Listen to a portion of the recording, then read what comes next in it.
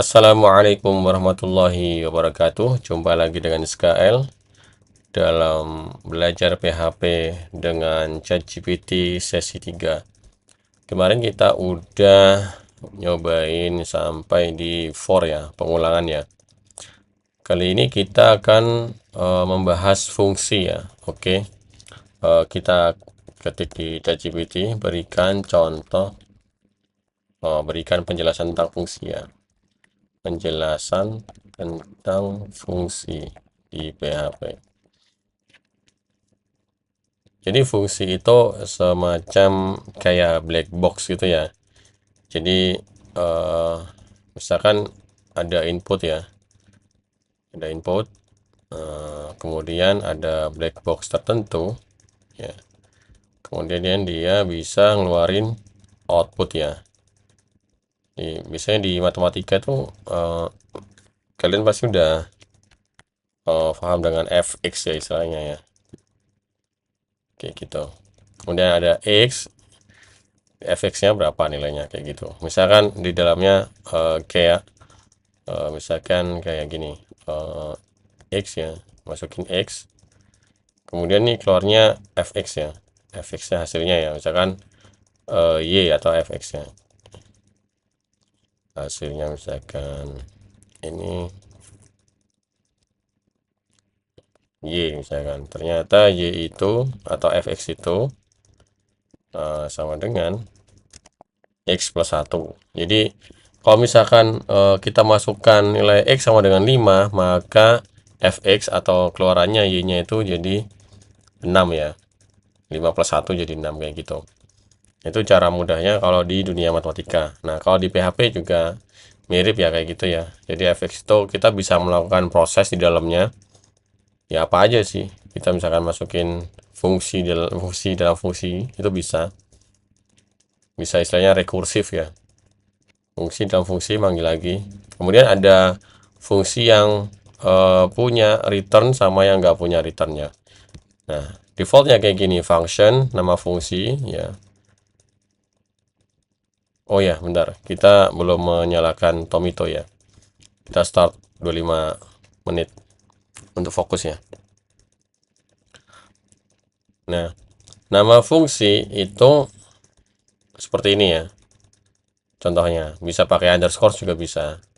Ya mirip-mirip nama variabel. Kayak gitu aturannya. Nah, kayak gini fungsi salam echo halo selamat datang kayak gitu ya. Kemudian dipanggil ya, salam. Jadi kalau misalkan kayak gini doang, nah maka dia nggak bakal ada hasilnya nih, misalkan kayak gini ya. Dan dia halo selamat datang nggak bakal ada. Bakal host coba. Bentar, yang ini kita hapus dulu. Atau bikin file baru aja ya. Misalkan sesi 3. Nah, kayak gitu. Kemudian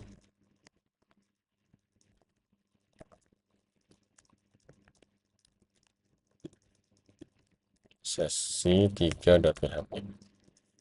Nah, dia nggak bakal keluar ya, karena dia nggak dipanggil nih fungsinya. Jadi kita perlu panggil dulu fungsinya nih. Pakai salam misalkan. Nah, salam, maka dia bakal keluar ya, kayak gitu. Halo, selamat datang, kayak gitu. Nah, kita juga bisa bikin function, misalkan function plus ya, misalkan function tambah ya. Tambahkan ya, misalkan tambahkan A, B. Ini ada parameter ya, parameter A sama B. Nah, kita return nih, return A plus B. Nah, kayak gitu.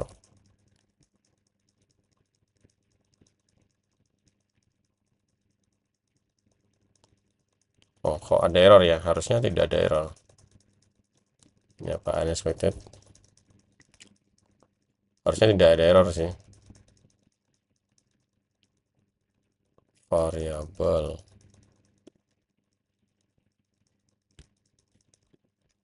Oke, kita coba kita lihat di ChatGPT. Bisa sih ada sih.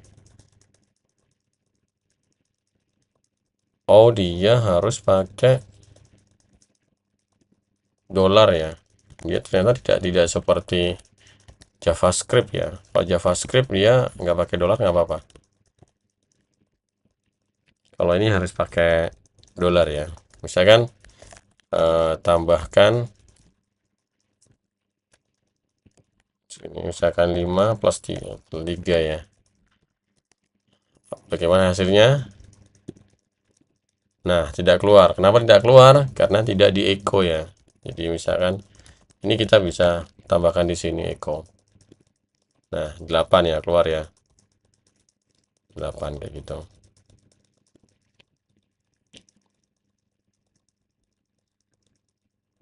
Kalau di JavaScript itu bisa seperti ini, misalkan eh, kita bikin function ya. Di JavaScript itu nggak perlu pakai kayak gini, nggak perlu. Misalkan tambahkan function.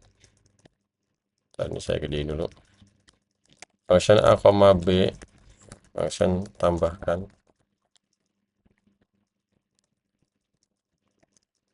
return a plus b. Kayak gini. Maka tambahkan 5,3, maka dia langsung keluar nih 8 kayak gitu. Kalau di JavaScript nggak perlu ada dolar. Kalau di sini ternyata harus dolar ya.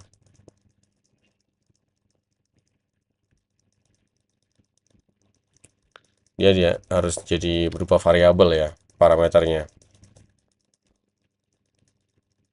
Nah, kalian juga bisa default parameter.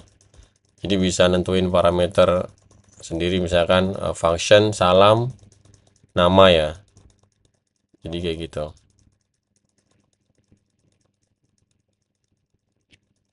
Jadi misalkan tidak ada, maka dia otomatis namanya jadi tamu gitu. Jadi istilahnya default ya.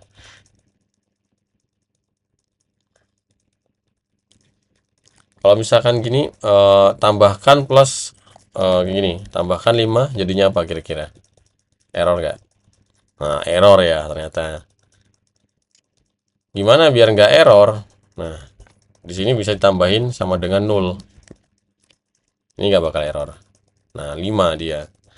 Jadi nilainya B itu jadinya jadi opsional ya. Kalau misalkan dia nggak ada nulnya, maka dia wajib pada isinya ya. Kalau sama dengan 0, dia nggak ada isinya, nggak apa-apa. Misalkan kayak gini, tambahkan variabel A itu 0 boleh 0 dan B juga boleh 0. Maka hasilnya 0 kayak gitu ya. Itu function ya, function di PHP. Kalau misalkan function di dalam function bisa saja. Misalkan kayak gini, misalkan function di dalam function itu biasanya cara menghitung Fibonacci ya. Fibonacci itu kan kayak gini, 1 tambah 1 ya, 1 jadi 2 jadi 3 5 ya, kemudian 8 kayak gitu ya. Nah, Fibonacci kayak gini, Fibonacci. Nah, kita buat function, misalkan function Fibonacci.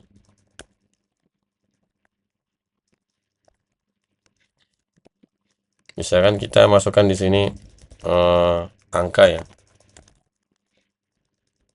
atau jumlah lah, jumlah. Jadi Fibonacci yang pertama itu adalah 1 ya. Jadi misalkan angka 1 ya, A1 atau A0-nya itu sama dengan 1. Ini kan A0-nya kan pertama 1. Jadi if ya, if jumlah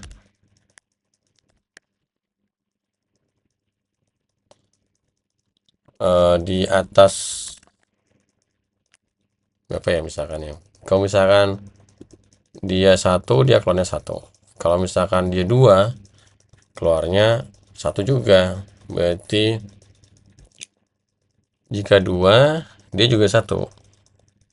Berarti if jumlah Fibonacci yang di atas 1 ya, di atas 1 maka dia return Fibonacci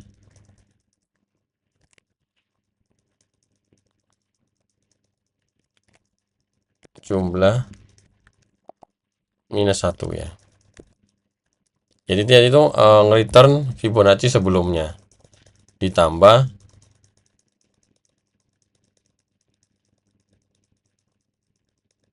ditambah sebelumnya lagi, misalkan kayak ini satu rekamnya gini, ini yang ke 0 ya, kalau satu ini yang satu, ini kedua, ini ketiga, keempat, kelima, keenam. Kalau misalkan dia keenam, maka dia itu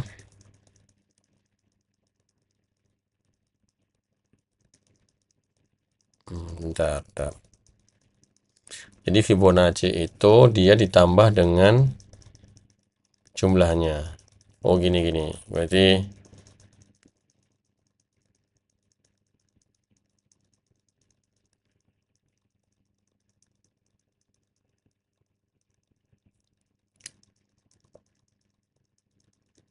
gimana ya?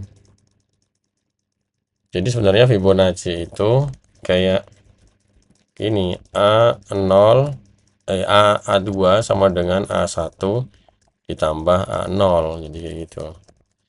Jadi Fibonacci misalkan A2, misalkan jumlahnya 2 nih, 2, maka dia A1 ditambah return Fibonacci plus Fibonacci jumlah minus 2, kayak gitu ya.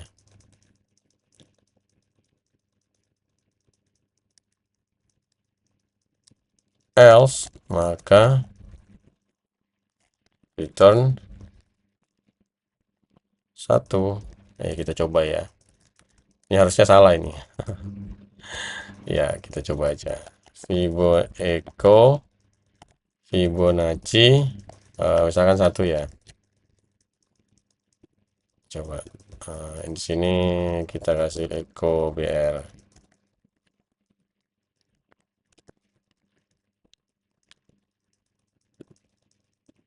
Nah, 1. Kalau misalkan Fibonacci 2, maka hasilnya 2.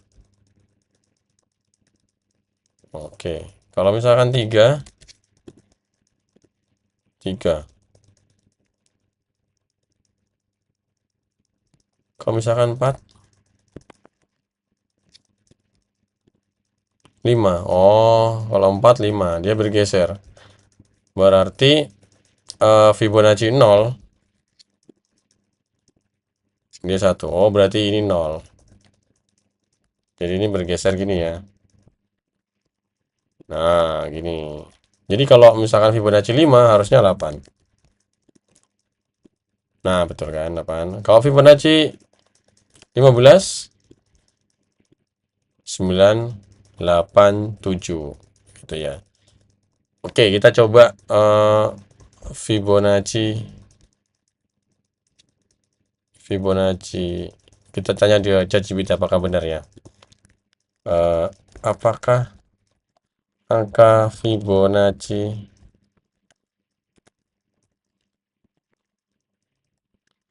yang angka Fibonacci yang ke-15 adalah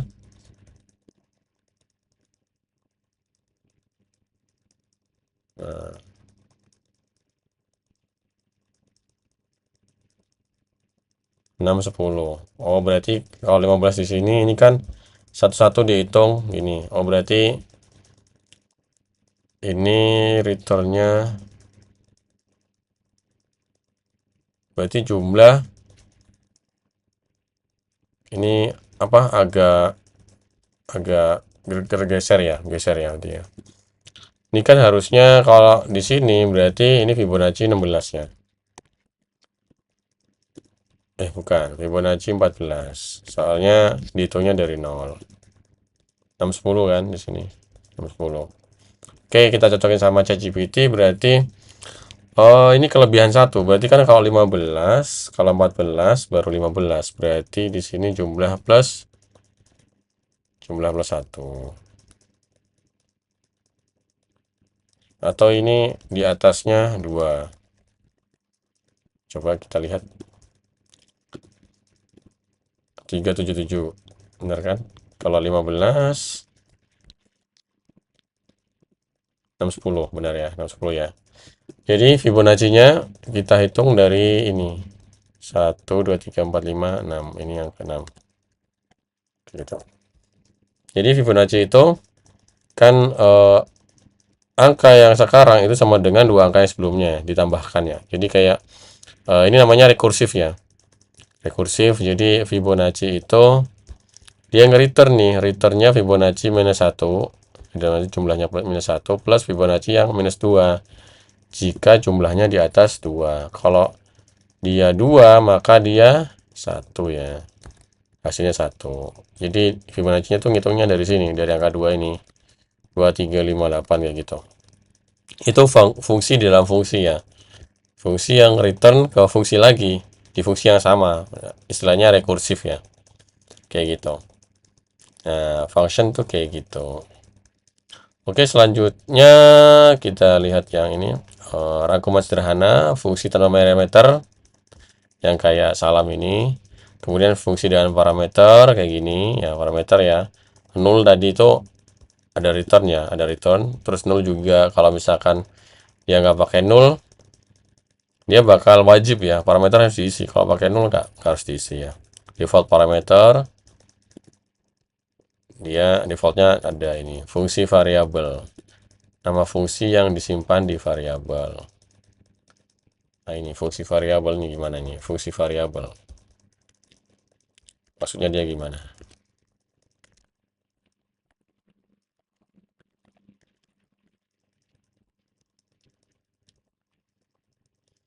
Fungsi variabel kayak apa sih maksudnya? Oh gitu. Di salam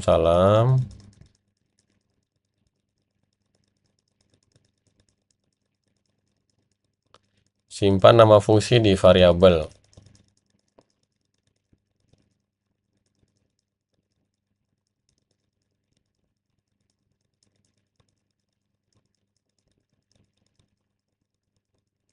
Oh gitu. Jadi salam ini disimpan di say ya. Ketika dia say, dia manggil function ini kayak gitu. Ya. Akhirnya ada ilmu baru ya. Saya jarang pakai seperti ini.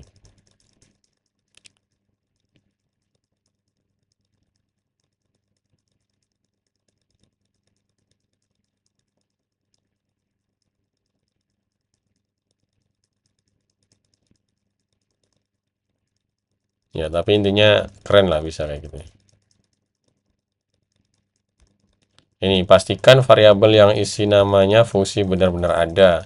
Kalau tidak, PHP akan error ya, kayak gitu ya. Jadi memang agak lebih hati-hati. Dan saya jarang pakai sih yang seperti itu.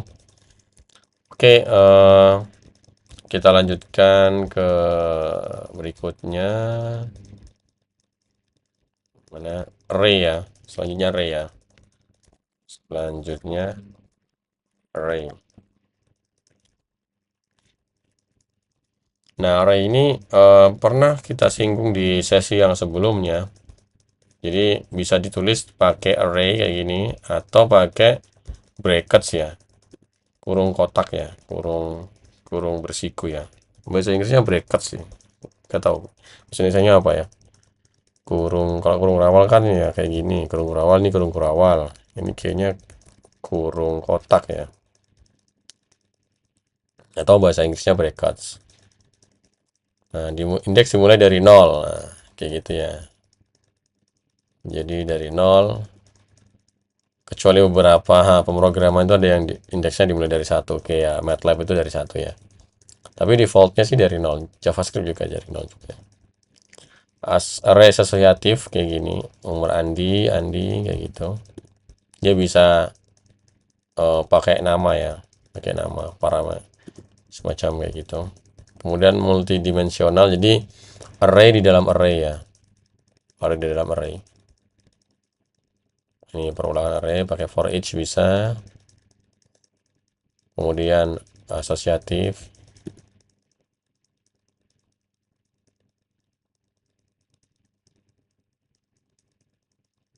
kayak gitu. Oke, kita coba bikin array ya. Misalkan A sama dengan array-nya 1, 2, 3. Kira-kira A1 berapa jawabannya? Eko A1. Jawabannya adalah 2. Coba kita cek. Ya, jawabannya 2 ya. Ntar kita ekonya kita kopas ini. Ya, jawabannya 2. Kenapa 2? Karena array dimulai dari 0. Jadi ini tuh indeksnya 0, 1, 2, 3 kayak gitu. 2 array. Misalkan indeksnya 0, maka dia 1. Kayak gitu ya. Dan kalau misalkan array-nya multidimensional, misalkan B ya. B kayak gini. 1, 2, 3, 4, 5, 6,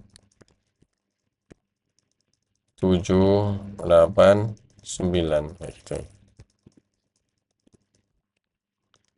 Eko misalkan ya, Eko B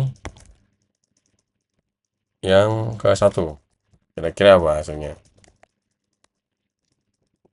Hasilnya maka array to string conversion ya. Jadi dia itu bentuknya masih array. Jadi ketika di echo dia nggak bisa keluar. Biasanya pakai print R ya buat deteksi ya. B1 ya. Maka dia bakal keluar nih kalau B1. Nah, ini. Nah, echo kita komen dulu. Nah, Kak, di sini ada ntar ini BR-nya kita kopas. Nah, maka dia array 0, 1, 4, 5, 6 ya. Dia bakal keluar. Gitu. Kalau misalkan pakai echo, maka dia harus di dalam nilai array-nya 1 aja. Misalkan nggak boleh dalam bentuk array ya. Misalkan ini array B1, 1 misalkan. B1, 1 maka dia hasilnya berapa? 5 harusnya ya. Nah, maka dia keluar 5. Karena ini multidimensional ya. Jadi ada array di dalam array ya. Kayak gitu. Nah, biasanya kalau manggil array, biasanya saya kalau pakai API atau apa itu biasanya pakai print R dulu ya, dites dulu. Nah, kayak gini. Dicek hasilnya baru di ini. Tampilannya biar lebih mudah, sebenarnya bisa juga pakai JSON ya, JSON decode ya. JSON decode harusnya sih bisa ya. Coba ya. Tapi belum tentu ini, belum pasti ya. Oh, bukan. JSON encode ya.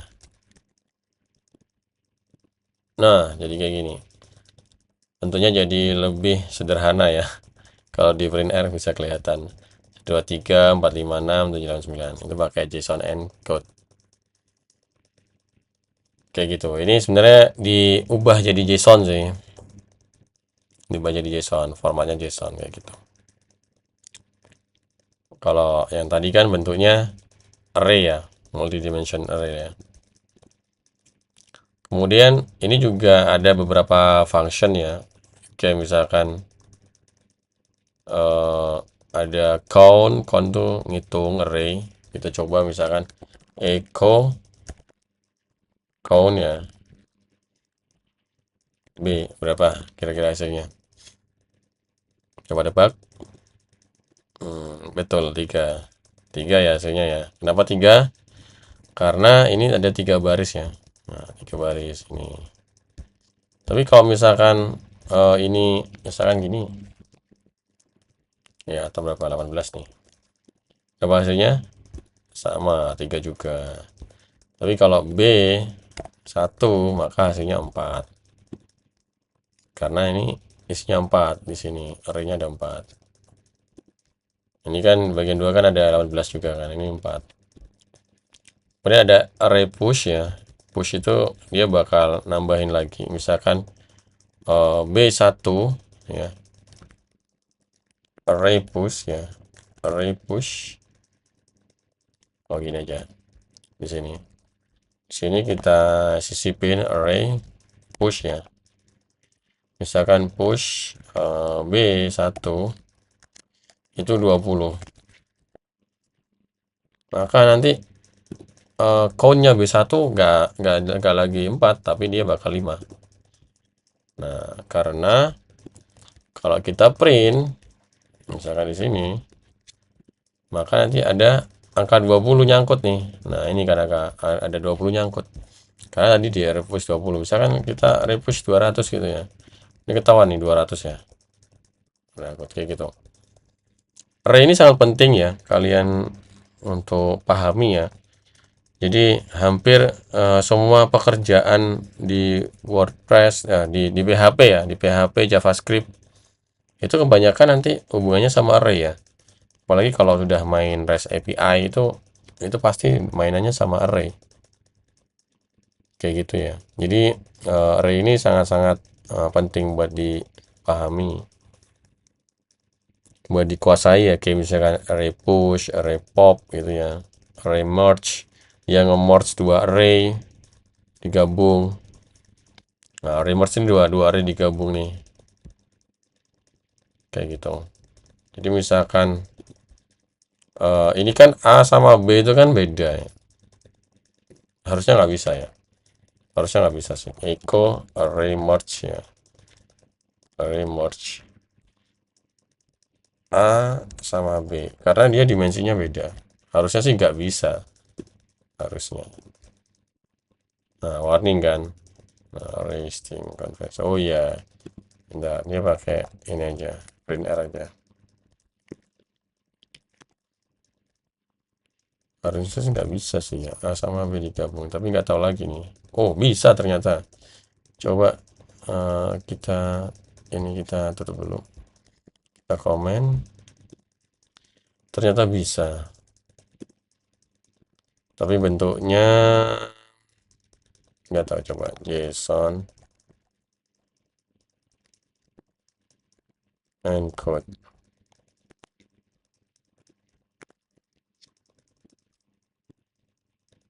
Nah, bentuknya seperti ini. Oh, iya iya iya, bentuknya bisa ternyata. 1 2 3. Ini bentuknya biasa. Kemudian yang indeks ketiga dia bentuknya array. Indeks keempat bentuknya array. Ternyata bisa ya. Meskipun dimensinya beda itu ternyata bisa ya. Ini kan yang tadi kan dia cuma satu ya, satu dimensi ya, 1 2 3 itu kan satu dimensi. Kemudian yang ini kan yang B tadi kan dimensinya 2 ya, 2 dimensi ya. Ternyata bisa ternyata. Nah, saya salah sangka ya. Kirain nggak bisa, ternyata bisa. Ini index array kayak gini. Associative array ada namanya. Multi-dimension array ada namanya. Biasanya kalian bakal menjumpai seperti ini tuh di WordPress, biasanya kayak gini ada ini. Associative array ini ada. Biasanya bikin apa? Loop lah istilahnya. Loop ya. Manggil loop di WordPress tuh biasanya pakai associative array. Kalau mau saya contoh sederhana pakai array, misalkan daftar belanja, ada siswa, super global, get dan post.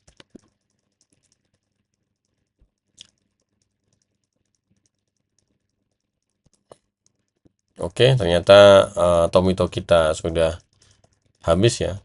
Jadi ini tinggal session break. Sampai di sini belajar sesi yang ketiga, belajar PHP menggunakan ChatGPT. Untuk sesi yang ketiga ini kita mempelajari function dan array ya. Dari sini mungkin kalian masih meraba-raba ya. Oh, array ini fungsinya buat apa sih di dunia web? banyak banget. Nanti kalian di JavaScript juga kalian bertemu dengan array, kalian di bahasa Go juga bertemu dengan array, kalian di mobile development juga sama. Kalau misalnya pakai Flutter juga kalian bakal bertemu dengan array, bahkan lebih ekstrim lagi, lebih banyak modelnya ya. Ada lagi kalau di itu kan ada tuple, ada apalah istilahnya, banyak kalau di Python istilahnya unik-unik ya, kayak gitu. Ada lagi selain array itu juga ada objek ya. Nanti kita bakal bahas di sesi selanjutnya, mungkin sesi 4 atau sesi yang selanjutnya, lebih dari 4. Oke, segitu dulu sesi yang ketiga, belajar PHP dengan ChatGPT bersama SKL. Jika kalian suka dengan video ini, kalian bisa like. Jika kalian tidak suka, kalian bisa dislike ya. Jangan lupa komentar atau mungkin mau kasih masukan ya. Ini sesi keempat atau sesi berikutnya kayak gini dong gitu. Itu bisa kalian langsung aja bikin komentar di bawah ya. Oke, terima kasih. Sampai jumpa.